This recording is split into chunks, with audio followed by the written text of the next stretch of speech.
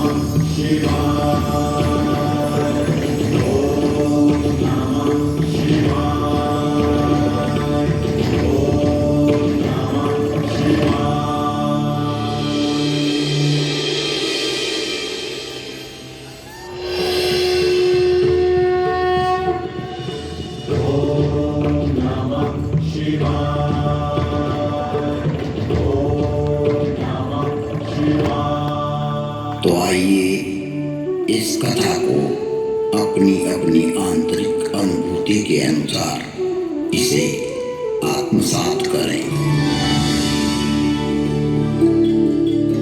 एक कल्प की बात है, जब बालक राम अपने आंगन में बाल क्रीड़ा कर रहे थे।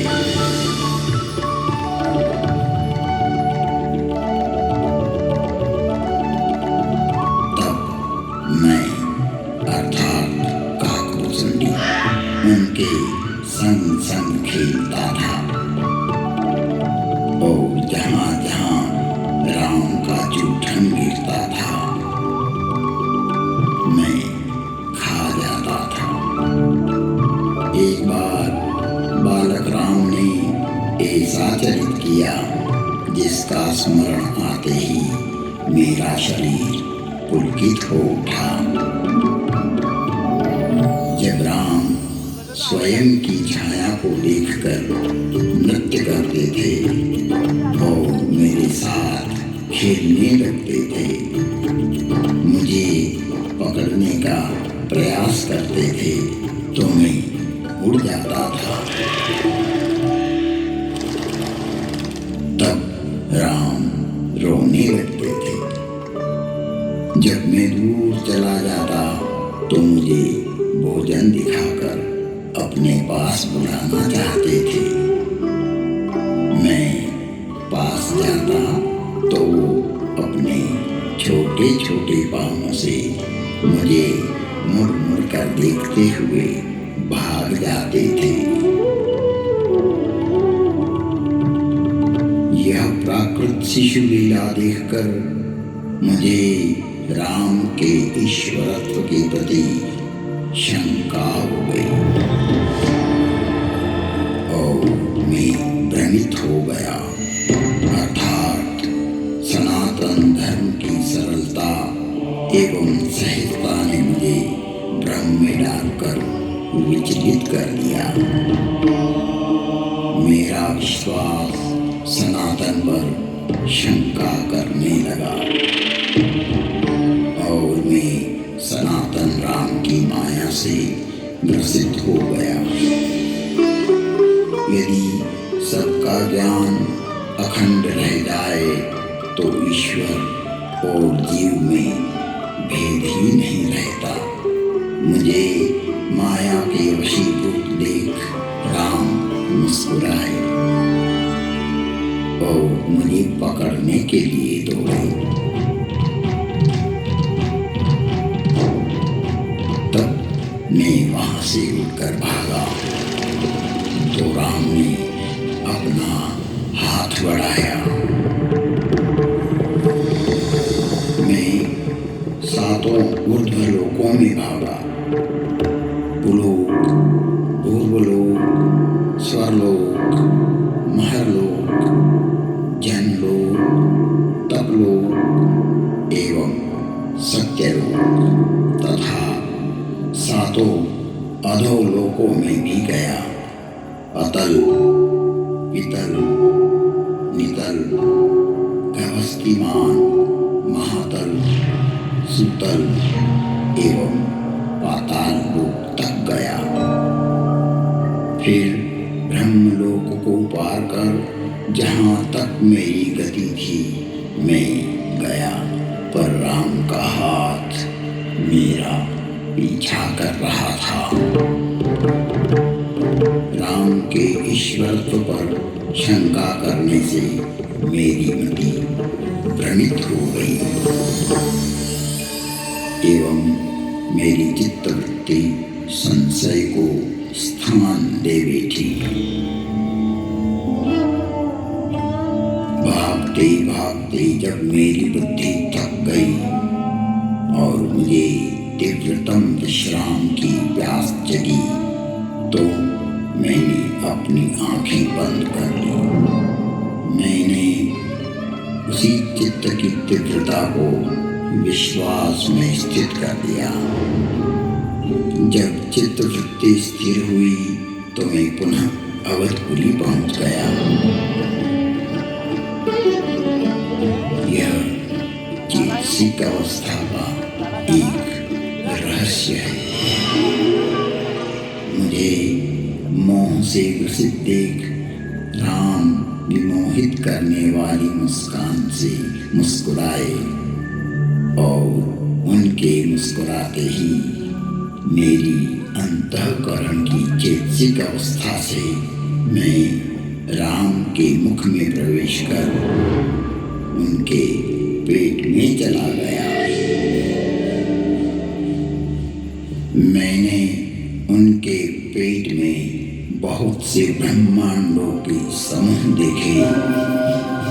वहाँ अनंत लोक, अनंत आकाश गंगाएं, स्वर्ग गंगाएं, देवलोक, स्वर्गलोक, अनेकों सूर्य, पृथ्वियाँ, ग्रह और विचित्र विचित्र तारामंडल एवं अनेकों अकल्पनीय खगोलीय घटनाएं देखी जिसका वर्णन नहीं किया जा सके ऐसा अंतहीन आकाश देखा।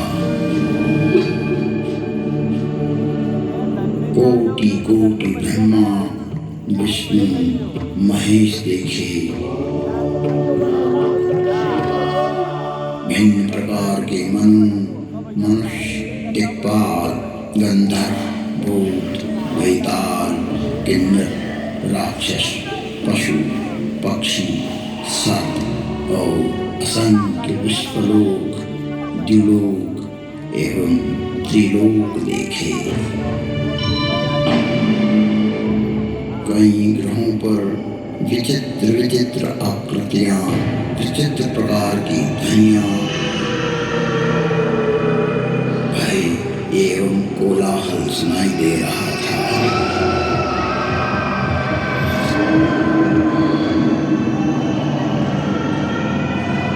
कई ग्रहों पर ज्वालामुखी फट रहे थे और अनेकों जगह क्षण क्षण प्रलय की प्रक्रिया चल रही थी। कई जगह अनेकों सृष्टियों का सृजन चल रहा था। कई नई सृष्टियों का प्रादुर्भाव हो रहा था। कई ग्रहों पर ज्ञान विज्ञान का विस्तार हो रहा था तो कई ग्रह विज्ञान के चरमोत्कर्ष पर थे। कहीं सतयुग त्रेता द्वापर तो कहीं कलयुग देखा। संताप में जलते हुए कहीं नरक देखे तो कहीं संतोष से ओतप्रोत स्वर्ग भी देखे।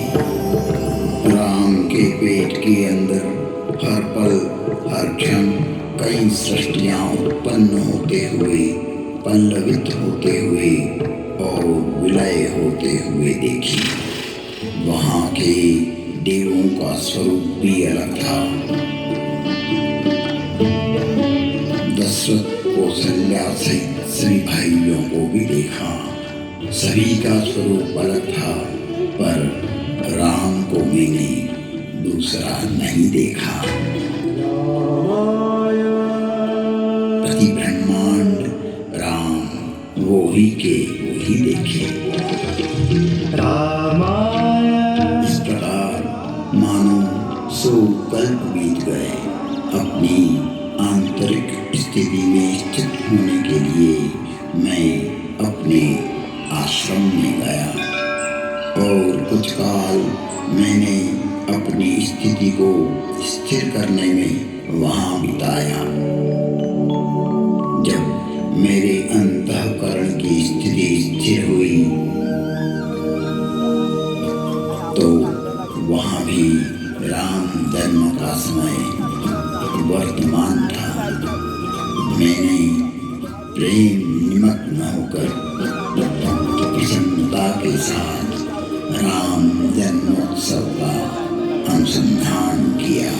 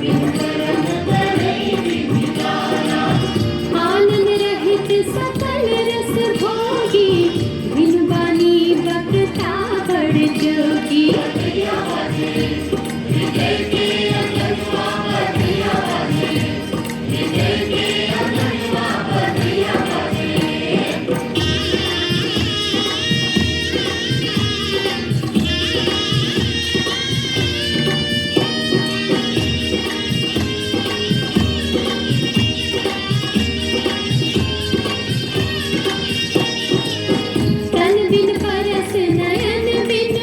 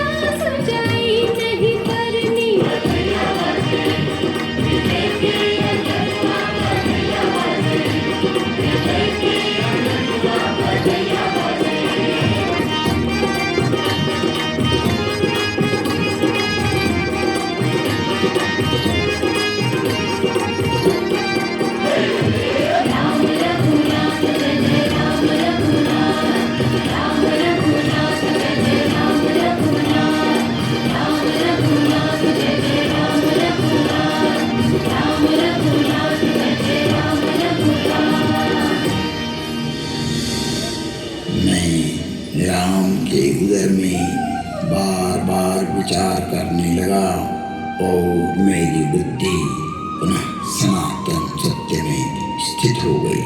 तो पुनः राम मुस्कुराए और मैं अपनी चेतसिक अवस्था से राम के मुख से बाहर आ गया और अवध के आंगन में पुनः राम मुझसे वो ही बाल लीला करने लगे। कई प्रकार से मैंने अपने आप को समझाया, परंतु मेरा मन विश्राम नहीं पा रहा था। जिसने गुण दोषमय इस सृष्टि की रचना की, उसमें मैंने दोष देखा, किंतु जब विश्वास रूपी अंडा पक जाता है, तब सद्गुरु रूपी सत्य अपनी चोंच से अंडे को फोड़कर उसे अपनी दृष्टि प्रदान करता है। तभी परमात्मा अनुकूल होता है।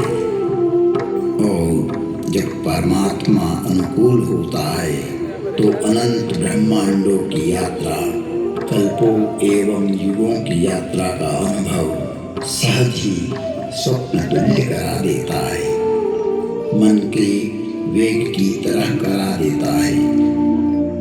वैसे ही मैंने 2 ही घड़ी में 100 कल्पों की यात्रा का अनुभव किया।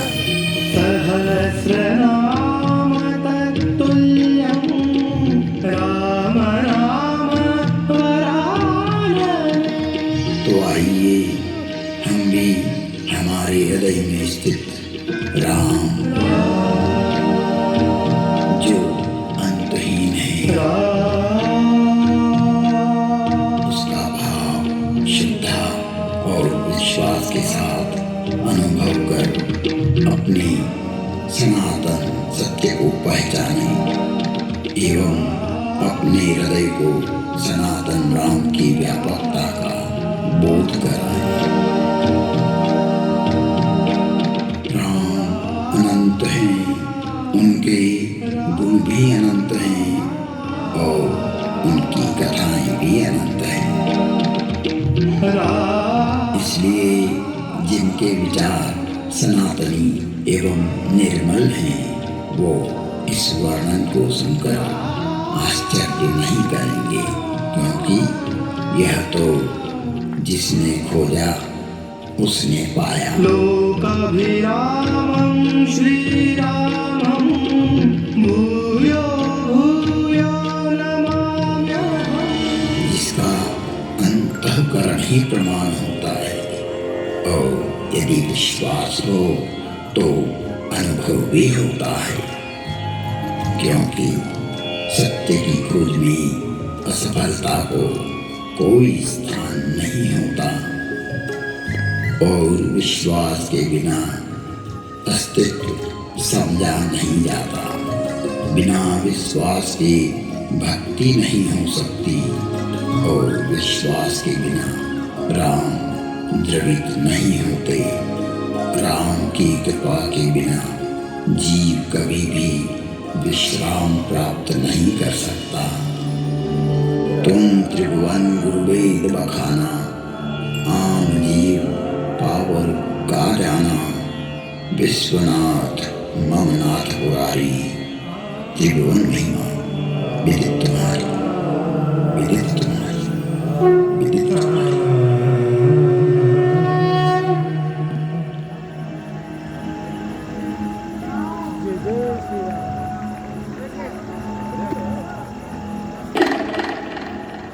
ओम नमः शिवाय।